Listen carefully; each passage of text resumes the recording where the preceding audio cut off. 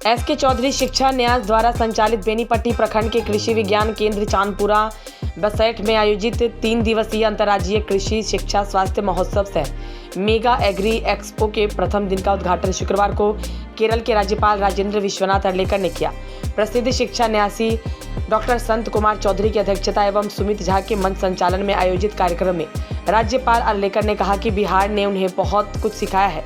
बिहार की राजनीति अलग है। उन्होंने कहा कि केवी के चांदपुरा बसैठ में लगातार 31 वर्षों से इस प्रकार का कार्यक्रम होना मामूली बात नहीं है। शिक्षा न्यासी डॉक्टर संत कुमार चौधरी सिर्फ बिहार ही नहीं बल्कि राजस्थान, उत्तराखंड, उत्तर प्रदेश आदि राज्यों में भी कृषि को बेहतर बनाने का कार्य किए हैं।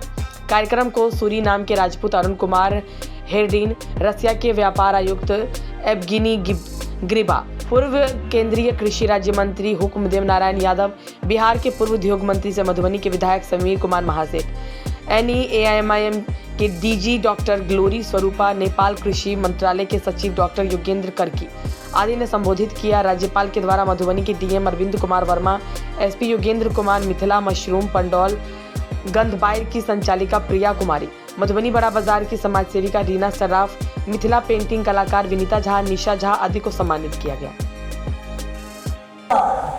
वो तो है, इकोनॉमिक कंसेप्ट है, आर्थिक स्वरूप है, परंतु साथ साथ हमारे बाकी जीवन के सभी आयाम जो है उनको भी विकसित करने की आवश्यकता है।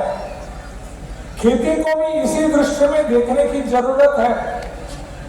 हम अगर खेती करना चाहते हैं तो खेती में नए नए अनुसंधान कैसे आने चाहिए, नए शोध कैसे आने चाहिए, किस प्रकार की खेती हमारे लिए उपयोगी हो सकती है, किस प्रकार की खेती करने के बाद हमारी आय दुगनी बन सकती है, इस पर विमर्श होने की आवश्यकता है, चर्चा होने की जरूरत है। मैं समझता हूं इस 3 दिवसीय सम्मेलन में इस पर विमर्श होगा, इस पर समाधान आ जाएगा कि हमारी खेती की आय दुगनी कैसे बनेगी, किसान हमारी दुगने आय की कैसी व्यवस्था कर सकते हैं। इसके लिए हमको एक मेरे मन में जो विचार आया है वो मैं आपके सामने रखने का प्रयास कर रहा हूं। मेरे मन में जो विचार आ रहा है कि ये है कि आय अगर हमको दुगनी करनी है हमारे किसान भाइयों बहनों की, तो हमको प्राकृतिक खेती को अपनाना होगा। नेचुरल फार्मिंग करने की आवश्यकता है।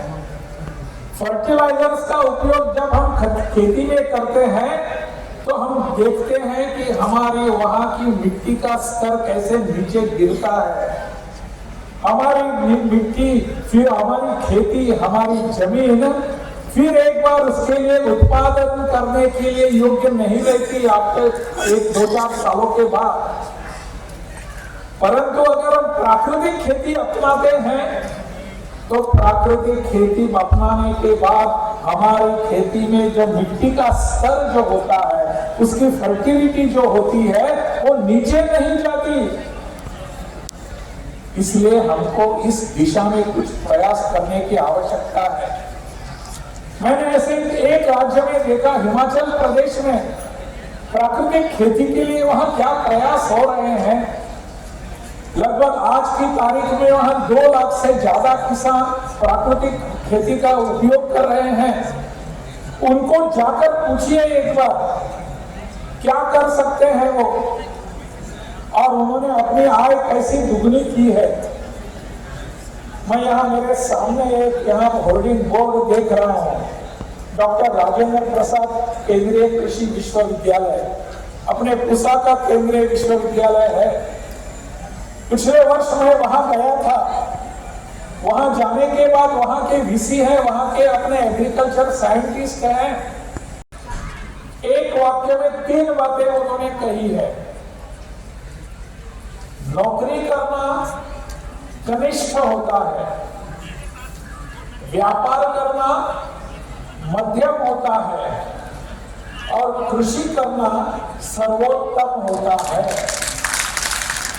हमारे पूर्वजों की सीख है, पूर्वजों ने हमको ये बताया है, लेकिन कुछ कारणवश हमने उसकी उल्टी गिनती कर दी। अब सबको लगता है कि हमको सिर्फ नौकरी ही करनी है और नौकरी उत्तम लगने लगी। हमारी पढ़ाई भी हमारी इस दिशा में जाती है कि हम नौकरी करेंगे,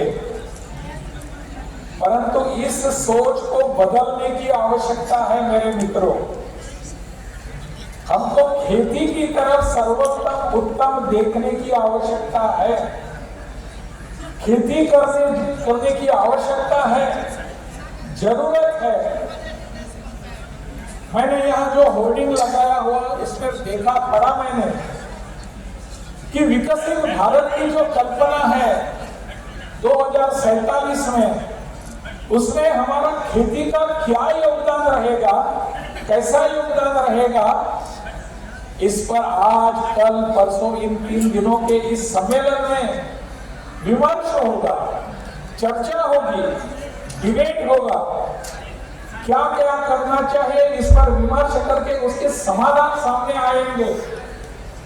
इन सब को लेकर हमको आगे बढ़ने की आवश्यकता है। हमारा भारत विकसित होने वाला है। 2047 में यह सपना हम देख रहे हैं। समीर जी भी हमको इसी के बारे में बता रहे थे, मेरे पूर्व मंत्री मित्र, कि विकसित भारत का सपना जो प्रधानमंत्री ने हमारे सामने रखा है वो केवल इकोनॉमिक कंसेप्ट नहीं है। हमारी आर्थिकी सुधर जाएगी और हम पूरे देश विश्व भर में विकसित बन जाएंगे।